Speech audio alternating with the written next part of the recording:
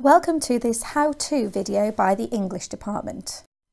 Today we're going to be looking at Paper 2 Question 3, which will ask you about language.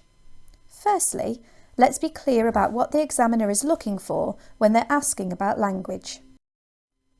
Language is key words.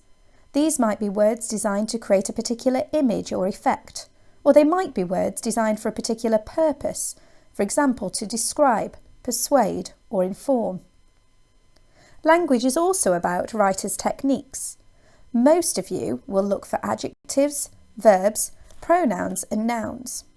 However, those of you aiming for high targets should also consider simile, metaphor, juxtaposition and personification.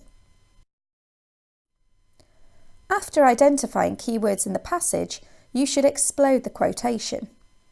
This means being able to think about connotation, which means what the words make you think of, image, the picture it puts in your mind, and why the writer has chosen them. What effect do they want to have on the reader? What do they want the reader to think, imagine, or feel after reading? In the exam, the question will tell you which part of the text to focus your attention on. It is important that you read the question carefully so that you choose quotations from the right section of text. For this video, we will focus on the text as a whole.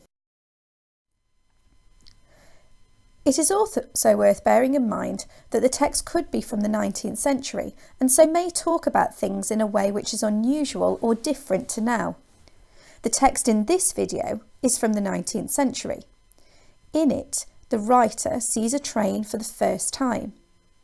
Remember, this would have been an exciting opportunity, as trains were a very new mode of transport. Pause the screen now and read it to yourself. The question will ask you, how does the writer use language to do something? Let's look at the text again and consider, how does the writer use language to describe the train?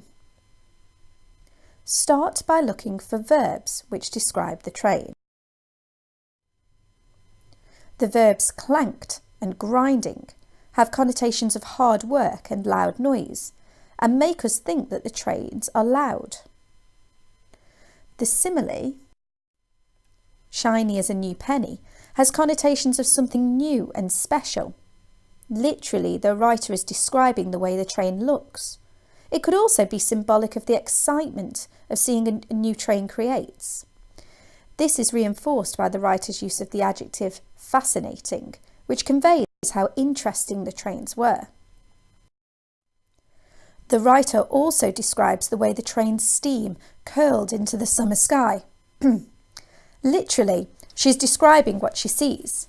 However, summer and the sun are often symbolic of hope, so she could also be describing how trains, and inventions like them, have changed the way we do things and how they create a more hopeful future.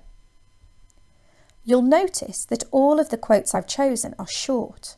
It's a good idea to avoid overly long quotes, as these can be time-consuming to write and often lead to your analysis being vague. Now that you've found your quotes and decided how they are relevant to the question, let's put our ideas into a paragraph.